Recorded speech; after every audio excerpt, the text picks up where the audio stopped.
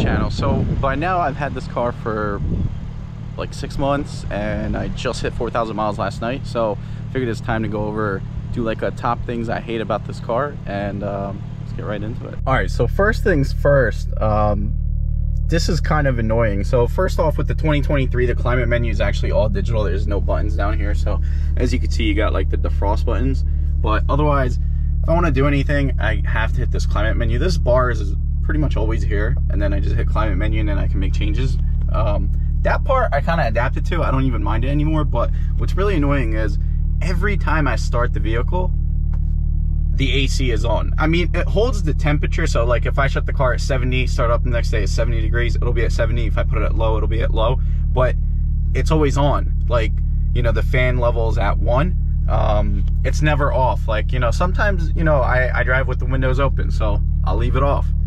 If I start it back up, I'm gonna show you guys right now. Let's see. It's on again. I've seen people suggest hitting the automatic program, turning that off. That's been off since I bought the car, so I know that's not it. Maybe somewhere like deep down, like I went through here, there's really nothing that gives me the option to turn that off. So maybe I'm missing it, maybe I'm not, maybe somebody will correct me in the comments, but to me, it's kind of frustrating, because, you know, any other vehicle I've driven or I drive is, you know, if I have it off, if I turn the car off and the AC is off, turn it on, it'll still be off. It won't just turn on. Maybe like remote start and stuff, but I guess the first thing that I dislike about this vehicle, I really wish I could control that. I don't know why BMW did it that way, but maybe I'm wrong. I guess we'll see. Maybe somebody will correct me. All right, second thing I dislike about this vehicle, the M Performance brakes. So if I ever got another M, M5, M whatever, M anything, it's got to be ceramic. So yeah, I know I said, you know, when I had my F90 M5, I know I said I wouldn't buy another M unless it had ceramic brakes, because with the ceramics, they don't produce dust the way, you know, the regular M brakes do. And with it not producing much dust, it's not squeaking, getting stuck in the calipers. And then the squeaking is not even the big deal. Like, these do squeak, it pisses me off sometimes, but that's not even the biggest part. This is the part that's really annoying. I don't know if you could tell, but I literally watched this maybe like 2 days ago. It's been sitting in the garage. I took it out last night for a quick drive, went and got dinner with a friend, and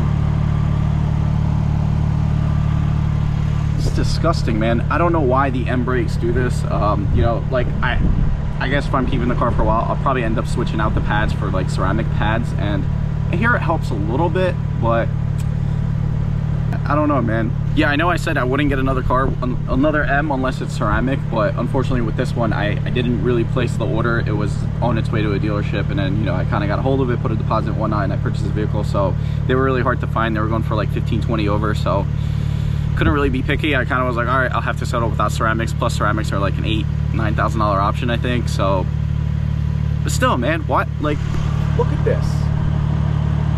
Like, I get it. They're powerful brakes, so, you know, they produce a lot of dust, but it just kills. And you know, the back isn't as bad. It's really the front. I mean, the front ones are, the front brakes are actually massive compared to the rear, so it makes sense. But you can see the back is also, you know, kind of dirty too.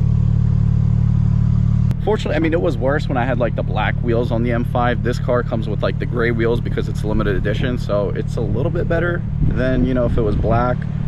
Still annoying. So that's the number two thing I hate with the G80 M3. All right, number 3. So it's an M mode right now, which means Sport Plus across the board, at least for my setting. M1 and M2 can be adjusted based on each driver's profile. For me, my M1 is set to Sport Plus across the board, and the exhaust does have a little bit of a rumble, you know, with the valves open. Technically, I've heard like the valves really only open like 40-50% OEM, so you can get like a valve controller that opens it up fully, but you're spending 80 to 100 grand on a car. I shouldn't need to go get a valve controller and get that installed just to get the exhaust to sound what it actually sounds, and it actually fully opens it. But technically the valves are open right now, so I'll show you guys a clip, and you guys could judge it for yourself. But for me, that's number 3. Like, for a car like this, it's supposed to be a performance car, sports car. It's like,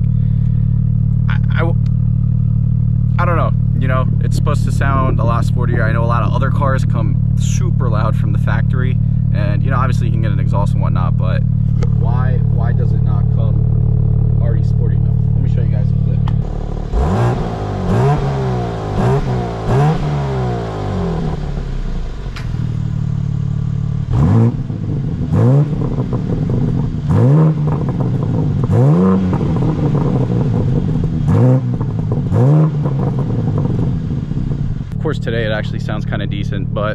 still, you know, for the car it is, I think it should be a little bit louder. The sound, you know, I don't think is the greatest. It is an inline 6 at the end of the day, so even with aftermarket exhaust, downpipes and whatnot, you know, I know a lot of people say you can't make it sound good no matter what you do, but number 3 for me.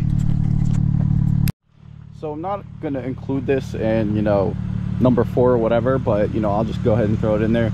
This car comes, right now it's lowered on H&R Super Sports front and rear, but it comes, I don't know, 1.8 inches higher, that front is. I'll try to find a picture and throw it up here, but, you know, I think it comes pretty high for factory. I think this is what it should look like, but like I said, I'm not gonna say that's a number 4, just something I'm throwing out there. All right, so as you guys could see what we got going on here,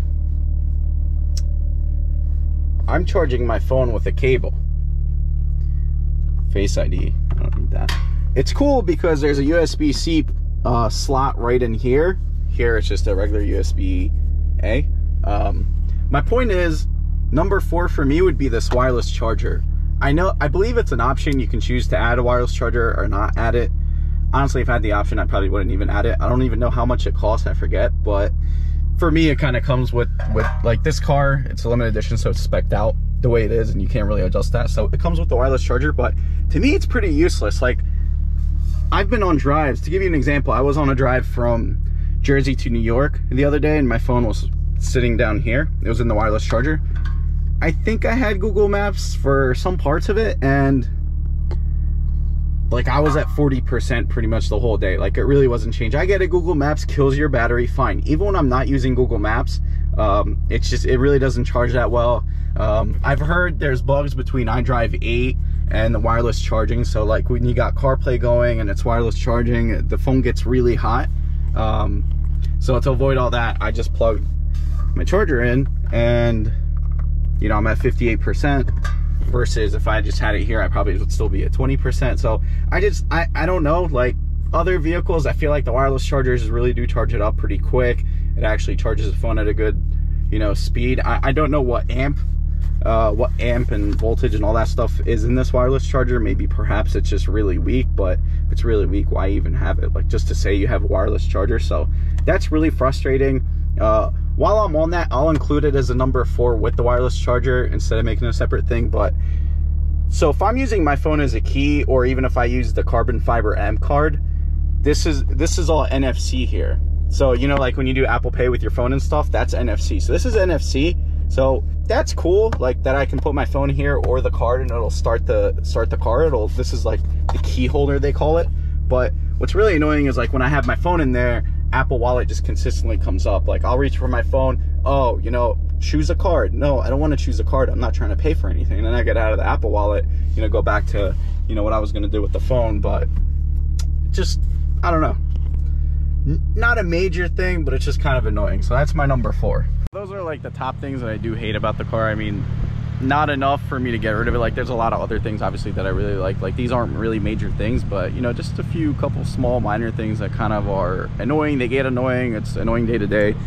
I didn't even include the, you know, the nose and the front end of this because, you know, like in the beginning, I definitely was not a fan of the grille and, you know, the front end of the vehicle, but then it grew on me. Like right now, I do think I think it looks pretty sweet. And, you know, even with the laser headlights, I think it's definitely a must. But overall, you know, too many good things and pros of the vehicle to really outdo the cons. Like, these are just a couple small minor things that are really annoying. Besides that, the rest of the vehicle is great.